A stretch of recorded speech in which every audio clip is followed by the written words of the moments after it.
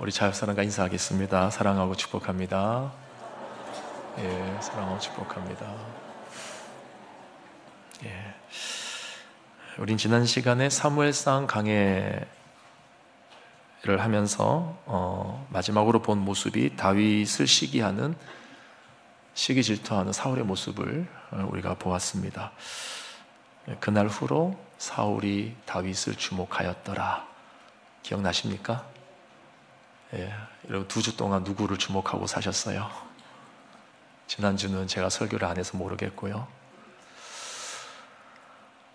이제 오늘은 그 시기와 질투의 불을 끄지 못한 사울의 분노가 얼마나 악하고 비열한 방법으로 다윗에게 나타나는가 하는 것을 보게 될 건데요.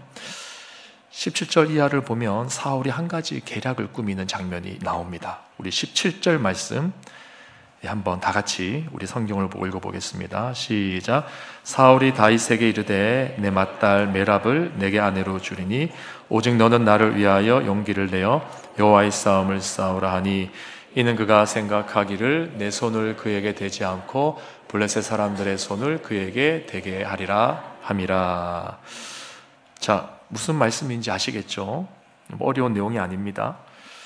지금 사울이 다윗을 자신의 사위로 삼는 조건으로 여호와를 위해 싸우라고 말합니다. 이유는 다윗을 이제 전쟁터에서 자연스럽게 죽도록 유도를 하는 거죠. 그리고 이 일을 위해서 자신의 딸과 하나님의 이름을 이용하고 있습니다. 이것을 가리켜서 우리는 거짓이라고 하는 것입니다. 여러분, 시기와 질투가 가득한 사람은 상대방을 함정에 빠뜨리기 위한 온갖 거짓을 꾸며대죠. 우리 자신을 보면 알지 않습니까? 누군가가 마음에 들지 않으면 그 사람에 대한 어떤 객관적인 평가를 하기보다 어쨌거나 그 상대방을 이제 깎아내리는 듯한 뉘앙스를 아주 교묘하게 다른 누군가에게 전달을 하는 경우가 종종 있지 않습니까? 또 물론 우리가 누군가를 깎아내릴 때는 또 사실 그만한 이유가 있는 것 같기는 해요. 예.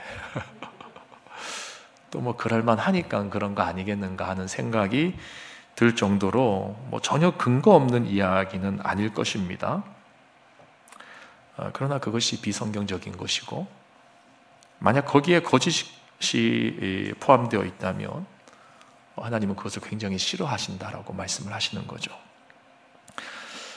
아마도 우리가 이런 거짓말과 거짓 뉘앙스를 전달하는 이유는 내가 그 사람에 대한 어떤 정당한 평가를 했을 때 그가 나보다 더 인정받고 높아질 것에 대한 두려움이 있기 때문이겠죠. 혹은 내 입장이 곤란해지거나 내가 자존심이 상한다거나 내가 비참해진다거나 그런 이유들 때문에, 그런 두려움 때문에 그런 거짓 뉘앙스를 전달하는 것 아니겠습니까? 그게 바로 시기와 질투라는 거예요. 그래서 여러분, 이 시기와 질투의 밑바닥에는 항상 두려움이 자리 잡고 있습니다.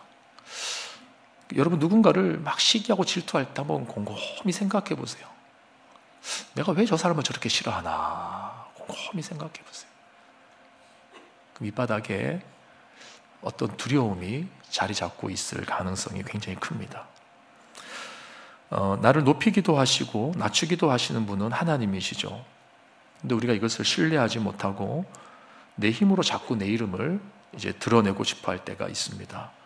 이제 이것이 도가 지나치면 이제 결국 수단과 방법을 가리지 않게 되는데, 그 대표적인 원리가 바로 거짓말이라는 거예요. 지금 사울은 다윗에게 거짓말을 하고 있습니다. 18절 19절을 보실까요? 여기에서 이제 거짓말이 드러나는데 우리 같이 한번 읽어보겠습니다. 18절 19절 시작. 다윗이 사울에게 이르되 내가 누구며 이스라엘 중에 내 친속이나 내 아버지의 집이 무엇이기에 내가 왕의 사위가 되리이까 하였더니 사울의 딸 메랍을 다윗에게 줄 시기에 몰라 사람 아드리엘에게 아내로 주었더라. 자, 18절을 먼저 보시면 다윗이 아주 겸손하게 자신을 낮추는 장면이 나옵니다. 사울이 자신의 딸을 주겠다는 제안에 대해서 이렇게 말합니다. 내가 무엇이기에 왕의 사위가 될 수 있겠습니까? 우리 친속과 친족과 우리 집안은 뭐 별 볼 일 없는 집안인데, 보잘것없는 집안인데 내가 뭐라고 당신의 사이가 될 수 있겠습니까? 이렇게 자신을 낮추고 있는 거죠. 근데 여러분 19절을 보시면요, 19절에 우리가 좀 주의 깊게 봐야 되는데, 사울의 딸 메랍을 다윗에게 뭐라고 돼 있습니까? 줄 시기에라고 돼 있어요. 줄 시기에. 그러니까 자신의 딸을 다윗에게 이제 다시 자신의 딸을 다윗에게 시집 보낼 시기가 왔다는 말이거든요. 그럼 이것은 다윗이 이미 블레셋과의 전쟁에 나가서 큰 공을 세웠다는 말입니까? 안 세웠다는 말입니까? 세웠다는 말인 거예요.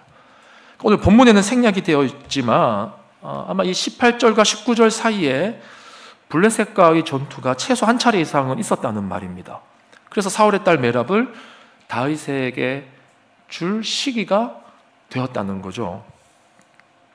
그런데 이 본문을 이어서 보니까 이 딸을 사울이 누구에게 주었다라고 되어 있냐면 무올라 사람 드리엘에게 시집을 보냈다, 이렇게 말하고 있습니다. 자, 그럼 누가 이렇게 반문을 할 수가 있겠죠? 목사님, 18절에서 이미 다윗이 한 차례 정중한 사양을 하지 않았습니까? 자신의 집안이 보잘것이 없는데 내가 어떻게 왕의 사이가 될 수 있습니까? 라고 하면서 정중하게 거절을 하니까 사울이 자신의 딸을 다른 사람에게 시집을 보낸 것이겠죠. 네, 그렇게 생각을 할 수가 있는데 사실은 그렇지 않습니다. 왜냐하면 사울은 이미 그전에도 이와 동일한 약속을 어긴 적이 있었습니다. 기억나십니까? 이와 동일한 약속을 사울이 그전에도 한 적이 있어요. 우리 사무엘상 17장 25절로 넘어가 보도록 하겠습니다. 같이 한번 읽어보겠습니다. 17장 25절 시작. 이스라엘 사람들이 이르되 너희가 이 올라온 사람을 보았느냐? 참으로 이스라엘을 모욕하러 왔도다. 그를 죽이는 사람은 왕이 많은 재물로 부하게 하고 그의 딸을 그에게 주고. 그러니까 과거 이스라엘 백성들이 골리앗을 보고 공포에 질렸을 때 사울이 내건 포상이 뭐냐면 가서 싸워서 이기면 내 딸을 주겠다. 이미 약속을 한 차례 했죠. 다윗이 이겼죠. 근데 다윗이 결혼을 했습니까? 그러니까 사울은 이미 약속을 어긴 거예요. 따라서 오늘 본문에서 다윗의 입장에서는 이렇게 생각을 한 것 같습니다. 아, 사울이 나를 못마땅하게 여기는구나. 사울이 나를 자기의 사이로 삼을 생각이 없구나. 자, 이 맥락에서 18절을 다시 보시면 18절에서 내 친속이나 내 아버지의 집이 무엇이기에 내가 왕의 사이가 될 수 있겠습니까? 라고 말한 것은 어떻게 보면 다윗이 아주 겸손하게 사울이 곤란하지 않도록 반응을 해준 거예요. 이미 사울이 한 차례 앞에서 거짓말을 했거든요. 그러니까 이번에 사울이 또 똑같은 얘기를 하니까 우리 집안이 뭐라고 내가 왕가의 사이가 될 수 있습니까? 이렇게 말하는 거죠. 이제 사울을 배려해 주는 거죠, 오히려. 그런데 사울이 이것을 덥석 묻습니다. 덥석 물어서 이 왕을 향한 다윗의 배려, 혹은 뭐 겸손이라고 해야 될까요? 이것을 이용해서 이번에도 다윗을 또 속이는 거예요.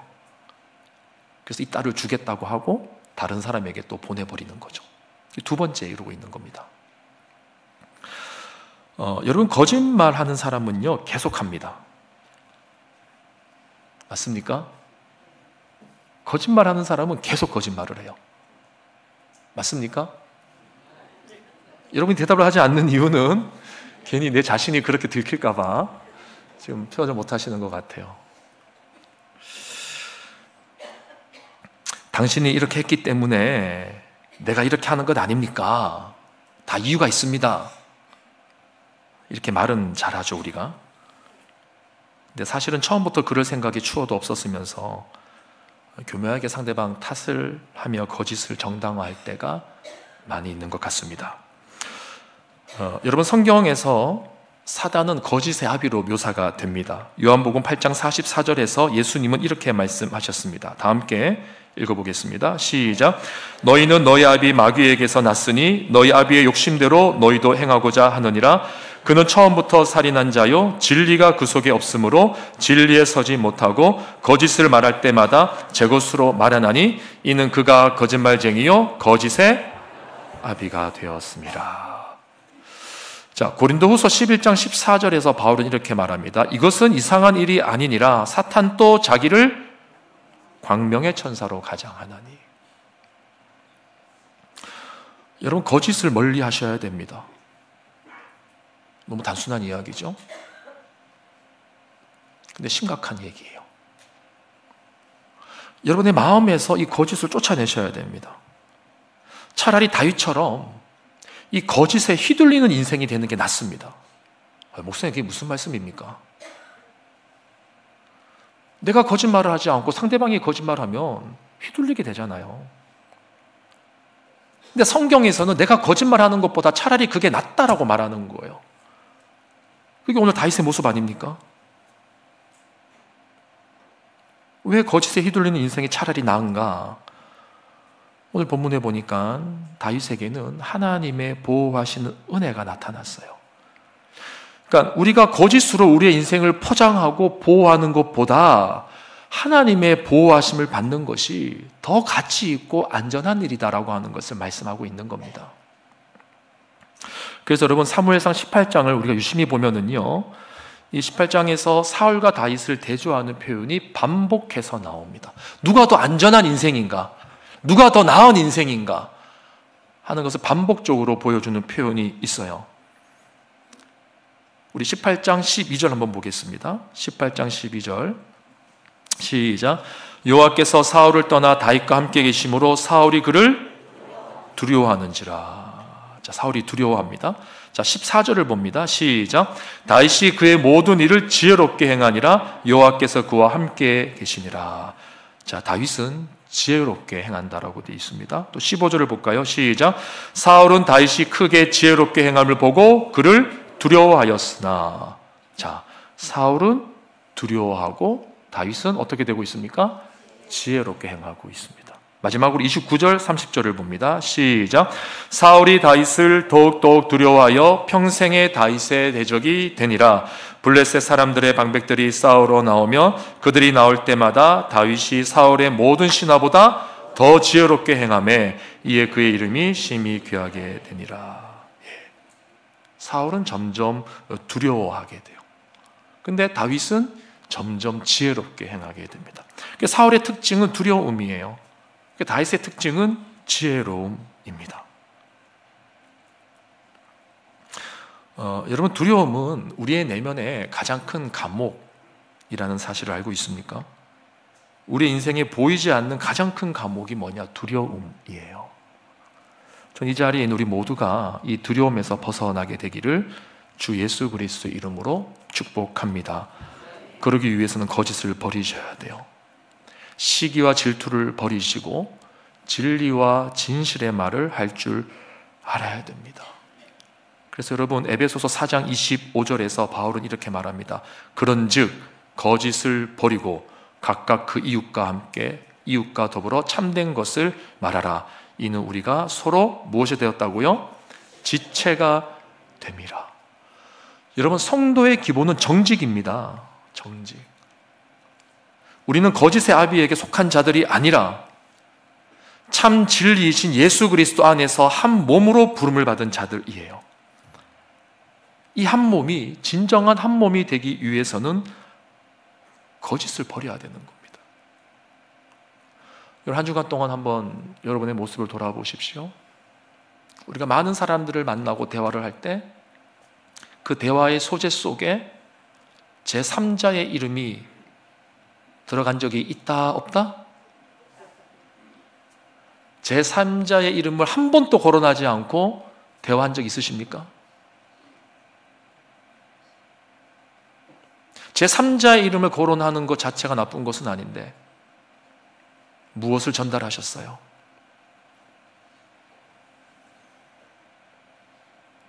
그 사람에 대한 무엇을 전달하셨습니까?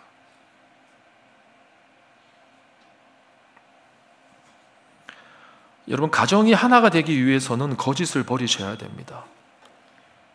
우리는 자주 이런 말을 하죠. 이게 다 내가 좋아서 하는 일이냐? 다 너를 위한 거지. 너를 위한다는 명분 아래 이런 말들을 많이 쏟아내면서 자녀들과 배우자와 가족들에게 얼마나 속과 겉이 다른 이야기를 할 때가 많았는지 모릅니다.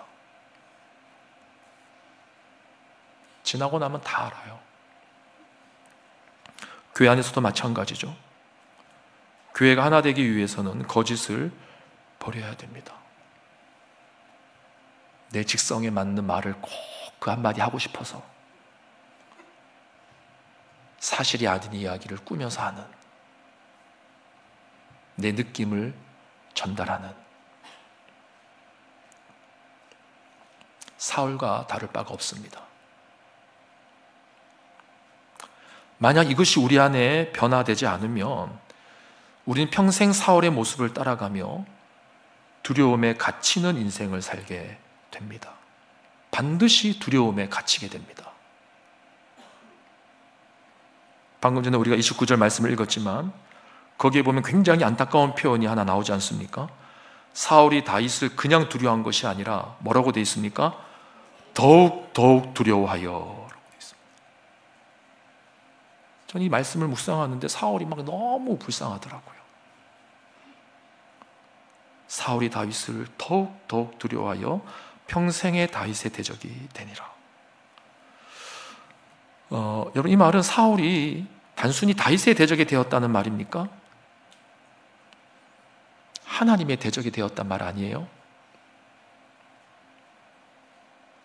다윗은 하나님이 함께 하시는 자였기 때문에 이 다윗을 계속해서 대적하는 것은 하나님을 대적하는 것이죠. 시기와 질투 때문에, 두려움 때문에. 그러나 이에 반해 다윗의 인생은 어떤 인생이 되었습니까? 자, 우리가 앞에서 점점점 지혜로워져 가는 다윗의 모습을 보았는데 이것을 총체적으로 하나로 모아서 딱 내리는 결론이 있어요. 18장 마지막 절에 다윗을 뭐라고 평가하고 있는지 보겠습니다. 30절 말씀에 보면 블레셋 사람들의 방백들이 싸우러 나오면 그들이 나올 때마다 다윗이 사울의 모든 신하보다 더 지혜롭게 행하며 이에 다 함께 읽겠습니다. 시작. 그의 이름이 심히 귀하게 되니라. 그의 이름이 심히 귀하게 되니라. 오늘 설교의 제목이 그의 이름입니다. 여러분, 전 다시 한 번 더 여러분들을 축복하고 싶습니다.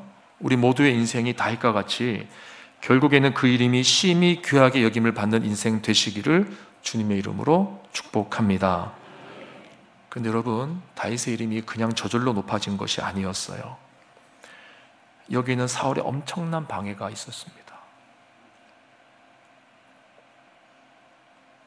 우리가 이미 앞에서 사울의 거짓을 살펴보았지만 이제 20절 이하를 보면 동일한 사울의 악한 계략이 한 번 더 반복되는 걸 볼 수 있어요. 어떤 내용이냐면 사울이 자신의 또 다른 딸, 그러니까 미갈이라고 하는 또 다른 딸이 있었던 것 같습니다. 그 딸이 다윗을 흠모했던 것 같아요. 아마 짝사랑을 한 것 같은데 그 사실을 사울이 알게 된 거죠. 그래서 이 아버지가 그 딸을 또 이용합니다. 우리 21절 말씀을 보겠습니다. 21절 시작. 스스로 이르되 내가 딸을 그에게 주어서 그에게 올무가 되게 하고 블레셋 사람들의 손으로 그를 치게 하리라 하고 이에 사울이 다윗에게 이르되 내가 오늘 다시 내 사위가 되리라 하니라. 네가 오늘 다시 내 사위가 되리라 하니라. 자, 똑같죠? 앞에서도 그랬는데 지금 똑같이 행동하고 있습니다. 이번에도 딸을 이용하고 있고 이번에도 사위라고 하는 명분을 내세우고 있어요. 근데 다윗이 어떻게 됐냐면 이번에도 전쟁터에 나가서 아주 혁혁한 공을 세우고 돌아오는 겁니다. 이제 그 내용이 우리가 오늘 본문으로 읽은 22절 이하의 말씀들이에요. 시간 관계상 이 부분의 자세한 내용은 생략하도록 하겠습니다. 중요한 것은 뭐냐면 사울의 원래 계획대로라면 다윗이 전쟁터에 나가서 죽어야 되는 거예요. 근데 이번에도 살아 돌아왔어요. 그래서 어쩔 수 없이 자신의 사위로 삼게 되었습니다. 그럼 보십시오. 사울은 이제까지 다윗을 자신의 사위로 삼겠다는 거짓 약속을 몇 번 한 겁니까? 3번 했죠. 3번. 골리앗 때부터 따지면 3번이지 않습니까? 근데 3번 다 거짓으로 한 거예요. 근데 3번째는 어쩔 수 없이 이제는 받아들일 수밖에 없는 상황이 된 거죠. 이게 무슨 말이냐면, 전 여기에서 이런 적용을 하고 싶은데요. 성경에서 이 3이라는 숫자는 완전수를 의미합니다. 근데 사울이 똑같은 내용을 가지고, 다른 내용도 아니에요, 똑같은 내용을 가지고 3번이나 다윗을 속이려고 했단 말이죠. 3번이나. 그러니까 인간적으로 보면 완벽한 속임수를 짰다고 볼 수가 있는 것입니다. 그런데 그 완벽한 속임수에서 다윗을 건져내시는 분이 누구냐? 하나님이시라는 거죠. 여러분, 우리의 삶도 마찬가지 아니겠습니까? 내 주변 환경이 아무리 거짓과 속임수로 가득 차 있다 할지라도, 나에 대해서 아무리 근거 없는 이야기들이 돌아다닌다 할지라도 하나님께서 나와 함께 하시고 나를 높이시려고 하면 그것은 반드시 이루어진다는 거예요. 아멘이십니까? 우리에게 이 믿음이 필요한 거죠. 상대방이 아무리 거짓을 만들어내고 온갖 계략을 다 펼쳐도 결국 마지막에 가서 이루어지는 것은 모든 것을 합력하여 이루시는 하나님의 선만이 드러난다는 거죠. 우리에게 이 믿음이 있어야 되는 겁니다. 이 믿음이 없으니까 자꾸 사람이 두려운 거예요. 두려우니까 나를 괴롭히는 사람하고 똑같이 행동하려고 하는 거죠. 여러분, 우리가 이 믿음으로 우리의 이름을 짓밟고 괴롭히는 이 거짓으로 난무한 세상에서 우리의 삶을 세워나갈 수가 있어야 됩니다. 여러분, 이것은 마치 예수님을 떠올리게 해요. 무슨 말이냐면, 예수님이 공생의 기간에 이 예수님을 함정에 빠뜨리려고 바리새인들과 종교 지도자들이 얼마나 많은 이 거짓 그런 함정을 팠습니까? 근데 결국에는 어떻게 되냐? 예수님의 이름이 높아지잖아요. 결국에는. 여러분, 로마 황제에게 세금을 내는 것이 옳은지 묻는 질문으로 예수님을 정치적 함정에 빠뜨리려고 했던 거 기억나시죠? 굉장히 곤란하게 만들었어요, 예수님을. 또 간음 중에 잡힌 여인을 데리고 와서 율법에 따라 돌을 치라고 주장하면서 예수님을 또 곤란하게 만들었습니다. 또 안식일에 병자를 고치는 것이 율법을 어기는 것이라고 주장하면서 또다시 예수님을 굉장히 곤란하게 만들었어요. 예수님을 고발하려고. 또 부활이 없다고 주장하는 사두개인들이 한 여자가 7 형제와 차례로 결혼했다는 가정하에서, 있지도 않은 일인데 가정하에서, 그럼 부활 후에 이 여인의 남편은 누가 될 것인가? 이 질문을 하면서 부활을 인정하는 파와 부활을 인정하지 않는 파 사이에서 갈등을 일으키게 하고, 그 사이에서 예수님이 어느 누구의 편도 못 들게 하면서 곤란하게 만드는 그런 함정을 파지 않았습니까? 또 예수님이 성전에서 가르치는 것을 꼬투리 잡아서 당신이 무슨 권위로 이 일을 하는 것이고 누가 당신에게 이런 권위를 줬습니까? 라고 하면서 또 예수님을 곤란하게 만들었어요. 예수님이 여기에 대해서 답을 하면은 예수님이 신성모독죄로 잡혀갈 수 있도록. 근데 제가 여러분 이 예로 든 몇 가지 내용들에 대한 자세한 내용을 다 설명드리지 않겠습니다. 그러면 시간이 너무 오래 걸려요. 중요한 것은 뭐냐면, 결과적으로 이 바리새인들과 종교 지도자들이 예수님에게 예수님을 함정에 빠뜨리기 위해서 행했던 이 모든 계략들이 어떻게 되었냐 말이에요. 딱 2가지 결론이 납니다. 첫째, 바리새인과 종교 지도자들이 예수님을 더 두려워하기 시작했어요. 시기와 질투심이 더 커져가고 두려워하기 시작했습니다. 2번째, 예수님의 이름은 그럼에도 불구하고 높아지기 시작했어요. 많은 사람들이 예수님의 이름을 칭송하기 시작했습니다.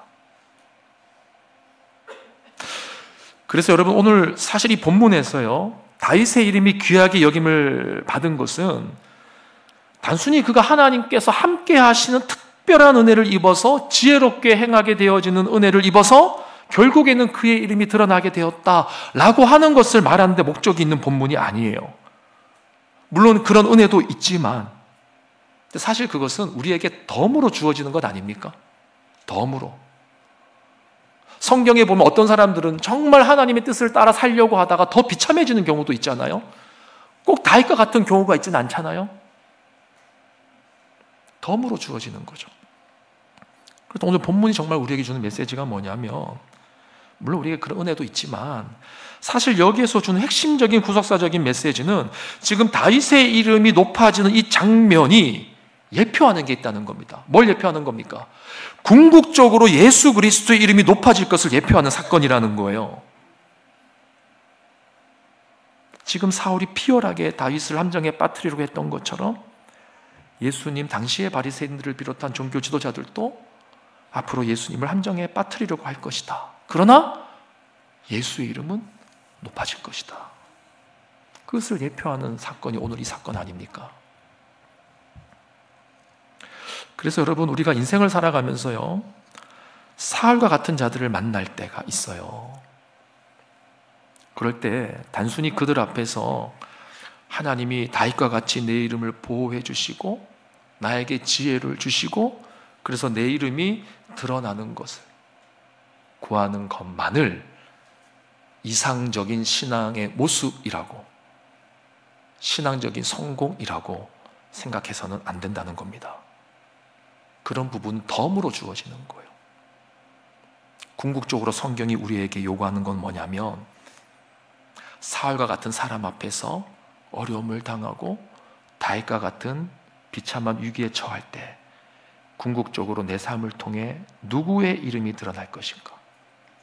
그 상황 속에서 과연 예수님의 이름이 드러나는 방향으로 내가 선택을 할 것인가?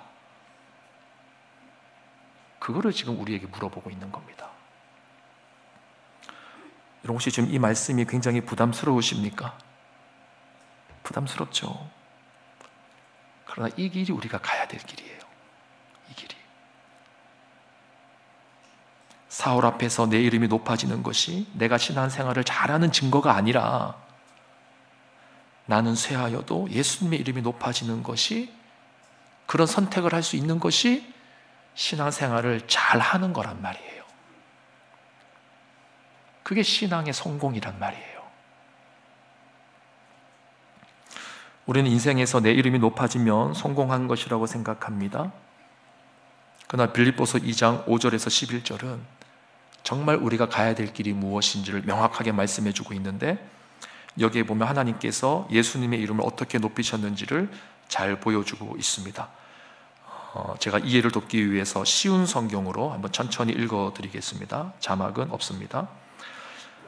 예수님처럼 생각하고 행동합시다. 그분은 하나님과 똑같이 높은 분이셨지만 결코 높은 자리에 있기를 원하지 않으셨습니다. 오히려 높은 자리를 버리시고 낮은 곳으로 임하셨습니다. 사람의 모습으로 이 땅에 오시고 종과 같이 겸손한 모습을 취하셨습니다. 이 땅에 계신 동안 스스로 낮은 자가 되시며 하나님께 순종하셨습니다. 예수님은 목숨을 버려 십자가에 달려 돌아가시기까지 하나님의 말씀을 따랐습니다. 그러므로 하나님은 예수님을 최고로 높은 자리에 올리시고 모든 이름 위에 뛰어난 이름이 되게 하셨습니다. 하늘과 땅이 땅 아래에 있는 모든 만물이 예수 그리스도 앞에 무릎 꿇고 예수 그리스도는 주님이심을 선포하며 하나님 아버지께 영광을 돌릴 것입니다. 무슨 말입니까? 우리의 이름을 높이고 낮추는 것은 하나님의 손에 달려있는 거예요. 하나님께서 예수 그리스도에게 그렇게 역사하신 것처럼. 그리고 이 세상에서 궁극적으로 높임을 받아야 될 이름은 단 한 분밖에 없다는 것입니다. 내가 아니에요. 여러분이 아니에요. 예수 그리스도. 아무리 이 세상의 거짓과 또 나를 무너뜨리려고 하는 여러 가지 악한 계략들이 판을 친다 할지라도 그 속에서 우리가 함정에 빠지지 않는 방법은 내가 내 이름을 드러내기 위해서 발버둥 치는 시도를 하는 것이 아니라 그 속에서 예수님이 드러나는 선택을 하는 것. 그때 우리는 그 함정에서 벗어날 수 있다는 거예요. 오늘 그것을 우리에게 말씀해주고 있는 겁니다. 말씀을 정리하겠습니다. 여러분 인생에 가장 많이 증거돼야 될 이름은 누구입니까? 예수 그리스도. 한 주간 동안에 수많은 사람들과의 대화 속에서 제3자의 이름들이 많이 거론되었을 텐데 이제 우리 안에 거론되어져야 될 이름은 누구입니까? 예수 그리스도. 그 예수 그리스도를 높이고 그 예수 그리스도 이름을 높이는 선택을 위해서라면 내가 낮아져도 된다 라고 하는 방향을 따라가는 것, 그것이 우리의 인생의 진정한 승리라는 사실을 꼭 기억하시길 바랍니다. 우리 들은 말씀을 생각하면서 함께 찬양하겠습니다. 예수는 내 힘이요 나의 기쁨.